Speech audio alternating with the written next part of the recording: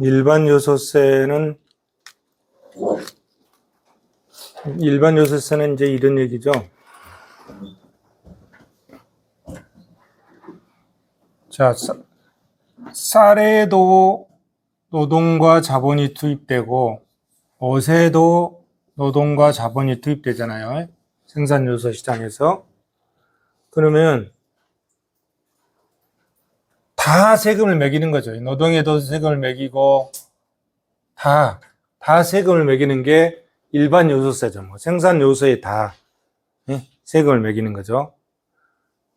그런데 다 세금을 매겨서 분석을 하면 굉장히 복잡하잖아요. 그래서 이제 이게 이제 일반 요소세 이제 부분 요소세는 다 하면 복잡하니까, 자, 쌀 생산 부분에 노동과 자본 중에 여기는 세금 매기지 말고 이건 세금 매기고, 옷 생산 부분에도 노동과 자본 중에 세금 매기지 말고 이것만 놓고 분석해 보자 이런 얘기죠. 예, 이것만 놓고 이렇게 쌀 생산 부분에 자본에 대해서만, 쌀 생산 부분의 생산 요소인 자본에 대해서만 세금을 매겼을 때 어떤 효과가 생기느냐, 이것만 분석해 보자 이런 얘기죠. 간단하게 분석하는 거죠. 그게 부분 요소세다 이런 얘기죠. 그래서 부분 요소세를 보겠습니다. 부분 요소세, 일반 요소세 넘어갑니다. 부분 요소세도 역시, 자, 요소 공급이 고정되어 있는 경우, 가변적인 경우는 나눠서 접근했습니다. 자, 부분 요소세.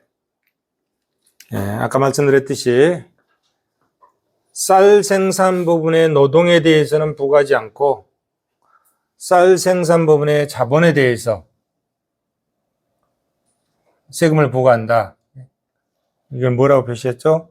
이 세금을 T라고 하면 KX, 이렇게 KX, 쌀 생산 부분의 자본에 대해서만 세금을 부과했다.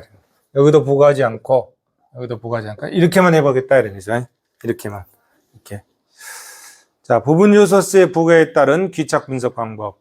기존 일괄세를 X제 산업의 자본에 대한 과세로 대체한다. 요소 공급이 고정되어 있는 경우 가정하고, 쌀과 옷을 생산하는 데 사용되는 노동과 자본 중에서, 그죠? 노동과 자본 중에서 쌀 생산 부분의 자본에 대해서만 TKX의 조세를 부과한다. 이것만 해보자 이런 얘기죠. 부분 요소세에 대한 과세는, 자, 이때 여기다만 세금을 부과했는데, 이때 효과를 분석하는데 두 가지를 분석하는 거죠. 산출량 효과와 요소 대체 효과를 분석한다 이런 얘기예요. 산출량 효과. 그러면 뭔 말이죠? 자, 여기다만 세금을 부과했는데 이 쌀 생산 부분의 자본에 대해서만 세금을 부과했는데, 이게 생산 요소잖아요. 생산 요소죠. 생산 요소인 자본에 대해서 세금을 부과했을 때 이것이 생산물 시장에 어떤 영향을 미친다 이런 얘기지. 예? 생산물 시장에, 생산 요소인 자본에 대해서 세금을 부과하니까 그것이 생산물 시장에 어떤 영향을 미치냐. 그게 뭐다? 산출량 효과다. 산출량 효과. 생산물 시장에 미치는 효과. 그리고, 자, 쌀 생산 부분의 자본이라고 하는 생산 요소에 세금을 부과하니까 이것이 생산 요소 시장에 어떤 영향을 미치냐. 그건 뭐다? 요소 대체 효과다. 요소 대체. 그것을 이제 구체적으로 한번 살펴보도록 하겠습니다.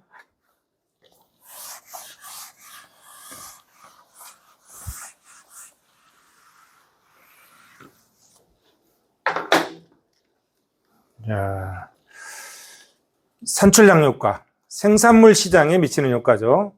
요소 대체 효과, 생산 요소 시장에 미치는 효과.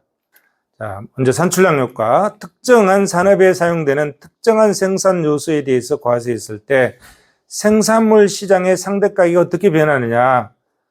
금방 얘기했듯이 쌀과 옷 중에 쌀의 생산 요소인 자본에 대해서만 세금을 부과했을 때 생산물 시장에 어떤 영향을 미치냐 이 얘기입니다.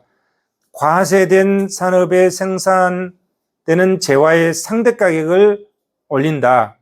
과세된 산업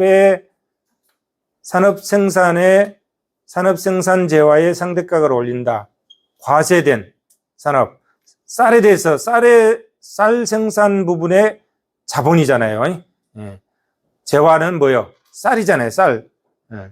그러면 쌀값을 올리는 거죠. 쌀값을 올리는 거예요. 생산 요소 비용이 증가하니까 쌀값이 오르는 거죠. 생산된 재화의 상대 가격이 올라가고 그 산업 생산이 줄어든다. 그렇죠? 당연한 거죠. 그래서 이것이 뭐다? 산출량 효과다, 이게. 산출량 효과. 뒤에서 자세히 봅시다. 그 다음에 비과세된 재화의 생산은 증가하는 거죠. 그렇게 쌀 생산 부분에 자본에 과세하니까 쌀값이 올라가니까 쌀 생산이 줄고 옷 생산이 늘었다 이런 얘기죠. 이걸 식으로 한번 표시해 볼까요? 식으로 표시하면 이런 얘기죠. 자, 쌀과 옷 중에 노동과 자본이 있고 노동과 자본이 있는데 과세 않고 여기다만 과세했다. 이랬을 때 자, 그러면은 TKX잖아요. TKX. 이 과세를 했을 때 생산 요소에 대해 과세를 하면은 어떻게 돼요? 쌀값이 올라가죠. 쌀값이 올라가잖아요. 쌀 생산 요소 값이 올라가니까 생산 물값도 올라가는 거지. 쌀값이 올라간다. 쌀값이 올라가면 어떻게 돼요? 쌀값이 올라가면 쌀에 대한 수요가 줄어드는 거지. 쌀이 상대적으로 더 비싸지고 옷이 상대적으로 더 쌌잖아요. 그러면 쌀에 대한 수요가 줄어들고 이것이 어디로 가죠? 옷에 대한 수요로 간다 이거예요. 이것이 뭐라고 한대요? 이것이 산출량 효과다 이런 얘기. 이것이 이따 그림으로 볼 겁니다. 이게 산출량 효과다 이런. 산출량 효과. 그 다음에 요소 대체 효과. 자, 생산 요소 시장에 미치는 영향. 특정한 산업에 사용되는 특정한 생산 요소에 대해서 과세하면 지금 쌀의 자본에 대해서 과세하는 거죠. 그 요소의 사용자 비용을 증가시킨다. 자본의 사용자 비용을 증가시킨다. 그래서 과세된 요소 대신에 비과세된 다른 요소를 구입하도록 영향을 미친다. 그죠? 그래서 여기서 어떻게 된다는 거죠? 생산 요소 시장에서 자, 노동과 자본 중에 자본에 대해서 TKX의 세금을 부과하니까 자본의 사용자 비용을 증가시키는 거죠. 자본, K의 자본의 사용자 비용을 증가시키죠. 그런다는 얘기잖아요. 자, 그 요소의 사용자 비용을 증가시키면 과세된 요소 대신에 비과세된 요소, 노동이잖아요. 비과세된 요소를 구입하도록 영향을 미친다. 그래서 자, 자본값이 올라가니까 자본이 올라가니까 결국은 자본의 사용자 비용이 올라가니까 노동의 사용자 비용이 떨어지는 거죠. 노동의 사용자 비용이 떨어지니까 노동의 수요가 증가한다 이런 얘기잖아요. 노동의 수요가 증가한다 이런 얘기죠. 이것은 이제 그림을 통해서 구체적으로 한번 보도록 하겠습니다.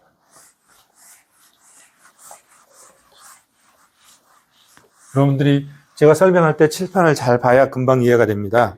글씨로 쓰는 것은 읽어봐야 그 말이 그 말 갖고 잘 이해가 안 돼요. 글씨를 기호로 표시해서 했을 때 그게 이해가 잘 되거든요. 자, 이번에 이제 부분 요소에서 요소 공급이 고정되어 있는 경우죠. 고정되어 있는 경우. 자, 이거는 앞에서 가정했던 거라 넘어갑니다. 자, 부분 요소세의 요소 대체 효과. 요소. 자, 여기서 금방 쭉 설명했죠. 이건 넘어가고. 자, 이 부분에서 보면 자, 쌀 생산 부분의 노동과 자본 중에서 자본에 대해서만 과세한다는 거잖아요. 여기는 과세 않고 앞부분에 다 본 거죠. 과세 않고 이랬을 때 이제 자, 조세 부과 전의 비용 극소화 조건. 자, 아까 완전 경쟁 시장에서는 한계 기술 대체율, 이거는 뭐라고 그랬습니까? 등량 곡선의 기울기라고 그랬죠. 등량 곡선의 기울기 한계 기술 대체율과 쌀의 한계 기술 대체율과 옷을 생산하는데 한계 기술 대체율이 완전 경쟁 시장에서는 서로 일치한다 이런 얘기죠. 그런데 지금 자본에 대해서 지금 부가 있잖아요. 밑에가 자본이죠. 위에가 노동값이고 밑에는 자본값이죠. 자본에 대해서 TKX만큼의 세금을 부과했잖아요. 그랬을 때는 이게 일치하지가 않잖아요. 일치하지가 않아서 이런 현상이 생긴다. 그림을 통해서 보도록 하겠습니다. 그림을 통해서.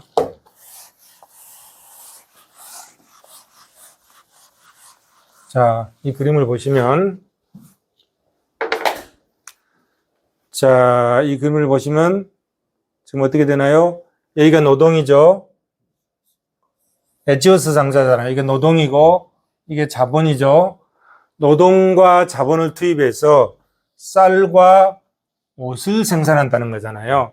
그죠? 쌀과 옷을 생산한다는 거죠. 그러면 당초의 시점이다. 이게 당초의 이점이라고 그랬잖아요. 이 시점이다. 이 시점은 계약곡선상에 있죠. 계약곡선이 이렇게 돼 있죠. 계약곡선상에. 계약곡선이 의미하는 바가 뭐라고 그랬습니까? 계약곡선이 의미하는, 다시 설명할게요. 이 시점은, 자, 노동과 자본을 투입해서 쌀과 옷을 생산하는 계약곡선상에서는 모든 부분이 다 파레토 효율적이라고 그랬죠. 그럼 이 시점에서 보면, 자, 옷을 생산하는 등량곡선은 이렇게 되죠. 쌀을 생산하는 등량곡선, 노동과 자본을 투입해서 등량곡선은 이렇게 되죠. 이렇게 되죠. 자, 그러면은 쌀을 투입한 등량곡선은 MRTS,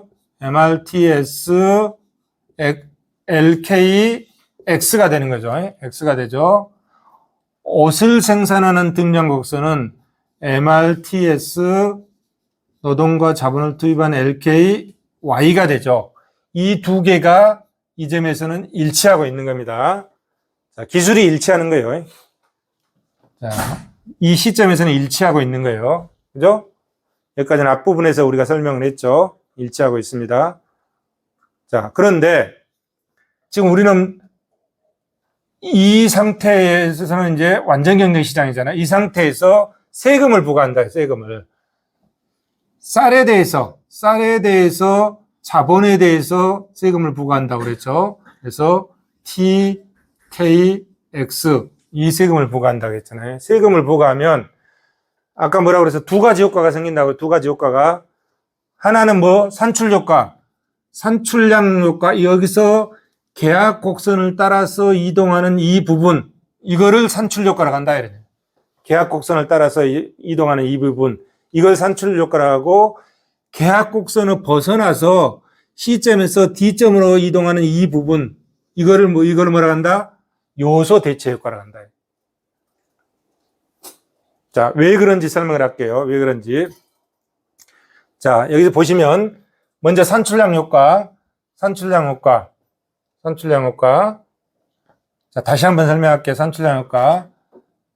쌀과 옷 중에서 노동과 자본이 있죠. 이 자본에 대해서만 세금을 부과한다겠죠. TKX. 그러면 쌀의 생산 요소인 자본에 대해서 세금을 부과하면 쌀값이 오르잖아요. 쌀값이 오르죠. 쌀값이 오른다. 쌀값이 오르죠. 쌀 생산 요소인 자본에 세금을 부과하니까 쌀값이 오른다. 쌀값이 오르면 어떻게 돼? 쌀에 대한 수요가 줄어든다 이런 얘기예요. 그리고 어떻게 돼? 옷에 대한 수요가 늘어난다 이런 얘기예요. Y가 늘어나죠. 네? 늘어나죠. 이것이 뭐다? 이것이 산출량 효과다 이런 얘기죠. 그죠? 이게 산출량. 이 그림에서 봅시다. 그림에서 보면, 자, 당초에는 C점이었잖아요. C점에서 어딘가 이쪽으로 이동했을 거라고. 이쪽으로 이동. 만약에 여기라고 가정하면 지금 여기잖아요. 사실은 D점으로 벗어나 버렸잖아요. 벗어나지 않고 여기를 이쪽으로 왔다가 이렇게 간다 이런 얘기예요. 그럼 여기라고 가정하면 지금 어떻게 돼? 옷이 계속 이쪽으로 올수록 옷이 늘어나는 거잖아요. 옷이 늘어나죠? 옷이 늘어나고, 옷이 늘어나는 대신 이쪽으로 뭐예요? 쌀이 줄어들잖아요. 옷 수요가 늘어나고 쌀 수요가 줄어든다. 이쪽으로 시점에서 계약 곡선을 따라서 왼쪽으로 이렇게 오면 이 옷이 계속 증가하는 거잖아요. 옷이 증가한다. 그래서 DY, 옷 수요가 늘어나고 DX가 줄어든다. 그죠? 쌀 수요가 줄어든다. 이해되시죠? 줄어든다 이런 얘기예요. 쌀의 생산 요소인 자본의 세금을 부과하면 쌀값이 오른다. 쌀값이 오르면 당연히 쌀을 적게 먹잖아요. 그거는 수요법칙이죠. 수요법칙. 쌀을 적게 사고 옷을 많이 산다. 이렇게. 옷을 많이 산다. 예? 쌀을 옷으로 소비로 바꿨다. 이걸 뭐라 한다? 산출효과나 산출효과. 자, 산출효과 이해되시죠? 이 계약 곡선을 따라서 왼쪽으로 오면은 옷이 증가하고 쌀이 줄어드는데 그것은 뭐다? 산출효과다. 그 이유는 쌀 생산 요소인 자본에 대해서 세금을 부과하니까 쌀값이 오른다. 쌀값이 오르면 쌀 수요가 줄어들고 옷 수요가 늘어난다. 그것을 산출효과라고 한다. 예, 산출효과는 다 설명된 거예요. 그게 산출효과. 밑에 복잡하게 돼 있잖아요. 산출효과 설명됐다. 그 다음에 요소 대체 효과. 자, 계약 곡선을 벗어나서 이 D점으로 가는 거다. 이 계약 곡선상에서는 모든 점이 다 뭐죠? 한계 기술 대체율이 다 일치하는 점들이죠. MRTS, LKX는 MRTS, LKY는 V분의 W 다 일치하는 점들이다. 일치하는. 그런데 이 D점으로 옮겨오면서 어떻게 되죠? 그것이 일치하지 않잖아요. 자, 보세요. 여기 보세요.